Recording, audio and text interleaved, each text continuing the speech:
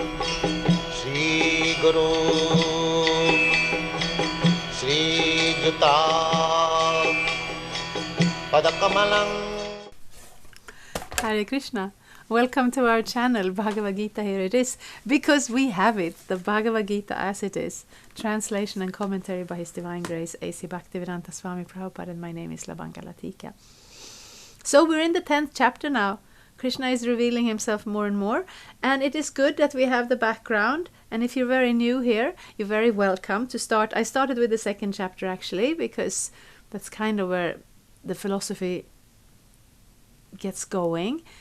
And Krishna is building it up gradually. So now we're hearing about himself and how we can relate to him in devotional service. And if that seems abrupt, because this is your first visit to our channel, it is because this is not exactly where it started. But these 4 verses, we read text 8, and today it will be 9, and 2 more. They are called the Chaturshloka, the 4 most important verses of the Bhagavad-gita. So if you like to learn verses by heart, here's another one for you. Text 9. Machita madgata parana bodhayanta parasparam kathayantas chamang nityang tushyanti cha ramanti cha. The thoughts of my pure devotees dwell in me. Their lives are fully devoted to my service, and they derive great satisfaction and bliss from always enlightening one another and conversing about me. So this is how a person in Krishna consciousness lives. And Krishna consciousness is not just a little group of people who go out and sing in the streets. Krishna consciousness means actual consciousness of the Supreme Absolute Truth, Krishna. And it shows like this, that once one is connected to Krishna, he's so attractive that naturally the soul is drawn to him by thinking about him. Their minds fully engaged in me, Machita. Their lives are fully devoted to Krishna's service, because we are persons, activity, desires, goals, these things are natural. Attraction, these things are natural to the soul. But once we realize our spiritual identity, all of that is directed towards Krishna.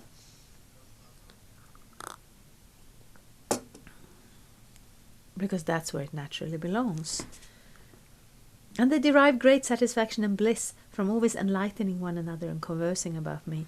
So, it is not, it's not the existence of a martyr. Well, I will do the right thing, even if it costs me dearly. No, it is very satisfying to the heart, to the person. And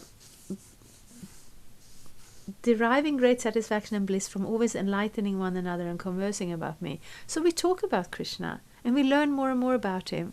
And, you meet somebody and they will tell you something, and maybe you hadn't heard it before. And maybe you have something that they hadn't heard before. Or maybe sometimes we've heard it all before, but we repeat it again, because being connected to Krishna by hearing about him, his activities, his qualities, service to him, this is the level where the soul is content and at home. This is the reality.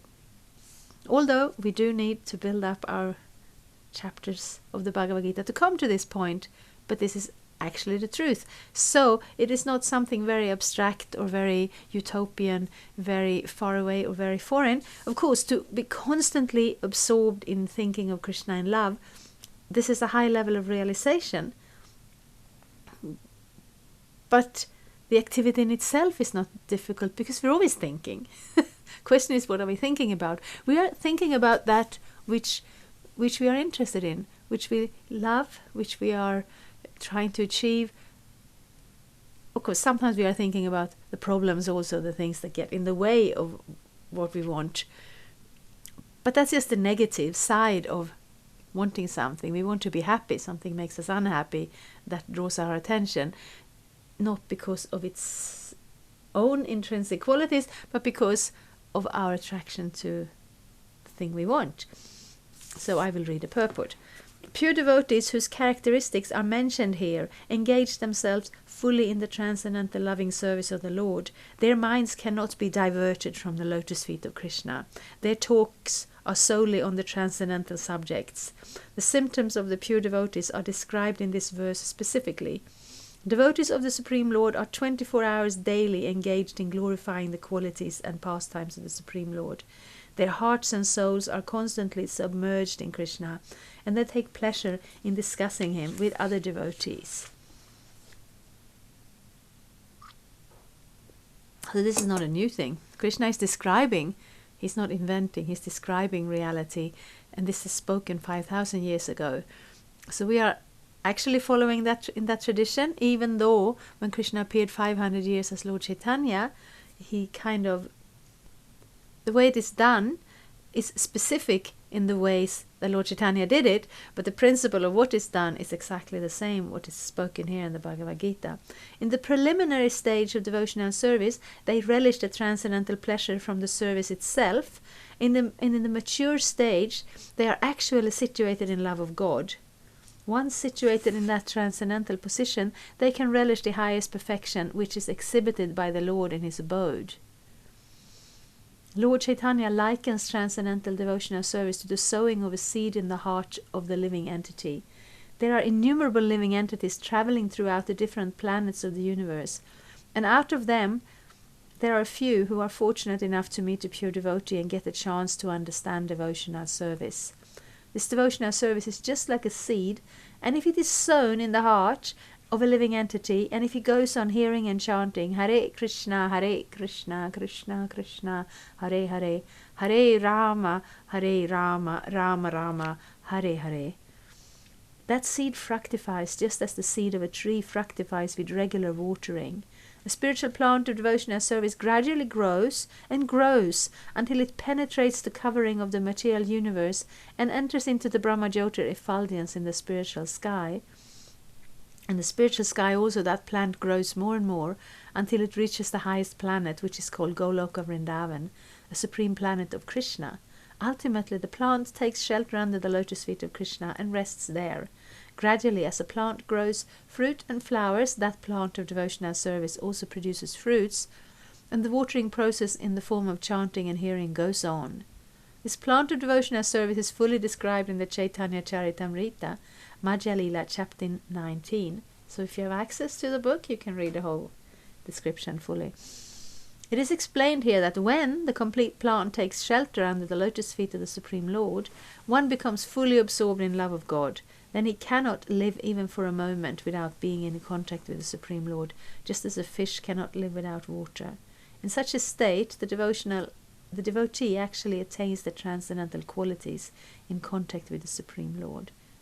So this is mystical and practical both at the same time.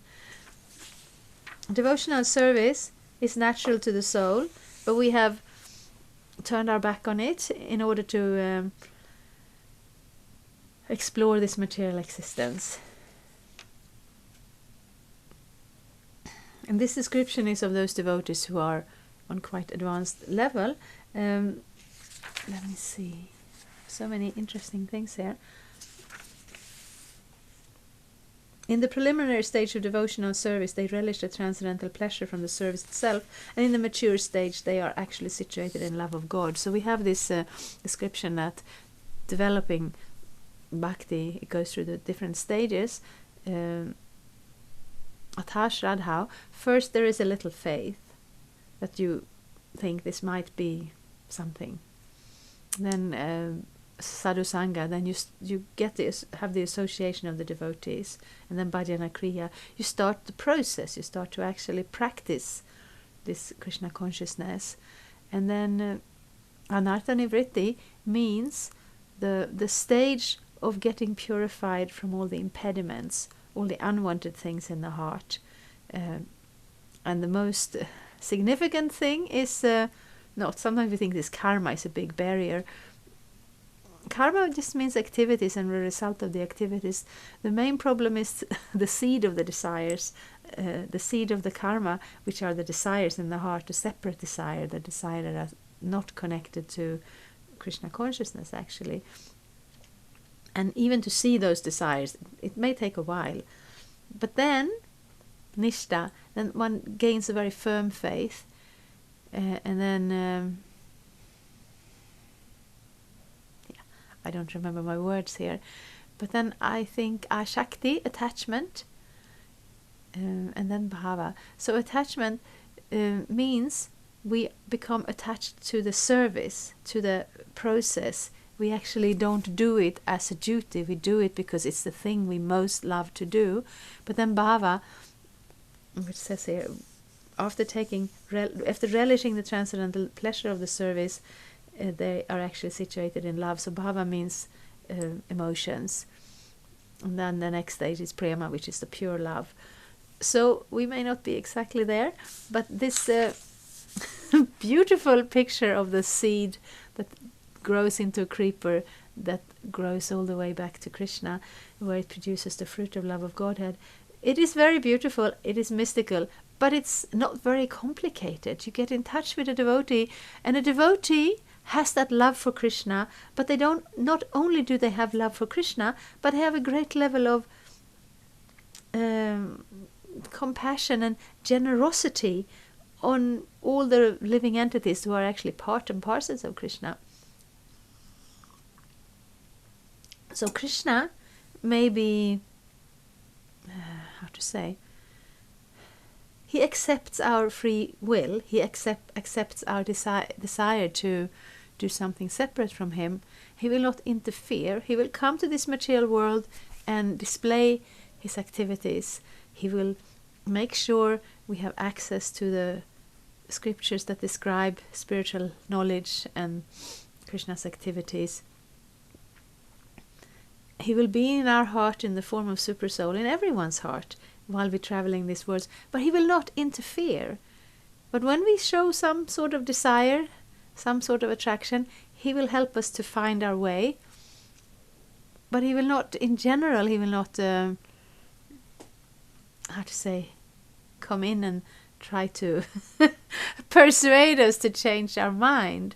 The devotee will be more compassionate than that. They will go out and actively try to engage, try to connect, try to show that here we have Krishna consciousness, why don't you take to it? So that's the seed is planted. And if that person then accepts the process and starts the chanting of the Hare Krishna Maha Mantra, that is very, very powerful, very pure, and also very accessible. Certainly worth your time.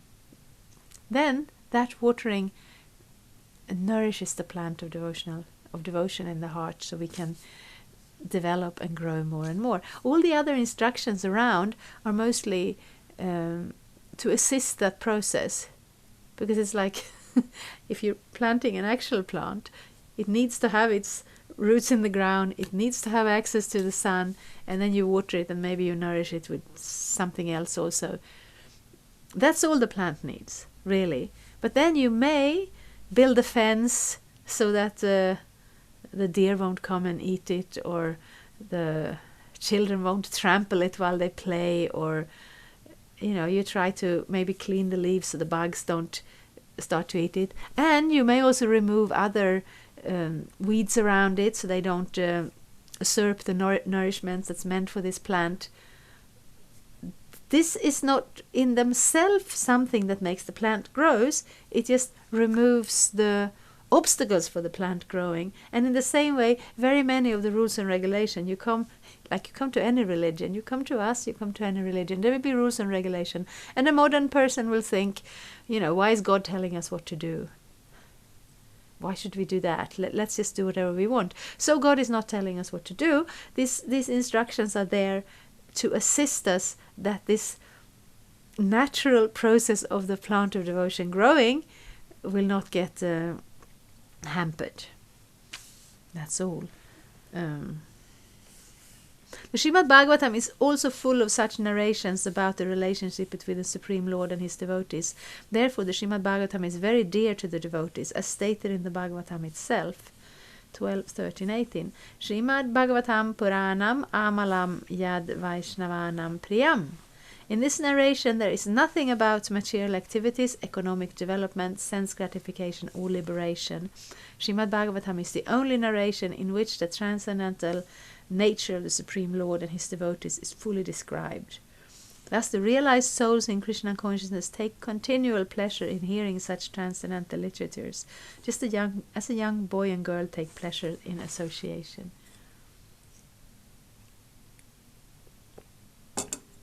So that's actually one very nice thing. There may be, like we spoke about this Anartha Nivritti platform, where our, ingrained nature and habits and conditioning from this life and previous lives kind of gets in the way. But it's not because the process is difficult or painful or something that we just have to do because it's the right thing to do. It's because something gets between us and the process. But hearing of Krishna, chanting his name, offering service to Krishna, these are all activities that are natural to the souls and that fills the heart with satisfaction and happiness. But we have to kind of overcome our own doubts first before we are prepared to get to that point. So that's what we're trying to do. We're trying to handle all the doubts, and we're trying to show the actual nature of Krishna consciousness, and we're trying to just be like a like a megaphone for Krishna's words, because Krishna's words are in the book of the Bhagavad-gita, but if you don't pick it up, you won't hear them. So we like to read them ourselves, and then we're reading them here in the camera, so hopefully somebody else will enjoy hearing about Krishna also. Thank you so much. Hare Krishna. Thank you for watching. We aim for updates every Tuesday and Friday. Please come back. If you have any questions or comments, please leave them down there. We also have some links and information for you. And there is, of course, the subscribe button. Thank you. Hare Krishna. I'm a Hare Krishna, and I approve this message. Subscribe. Hare Krishna, Krishna Krishna, Hare Hare, Hare Rama.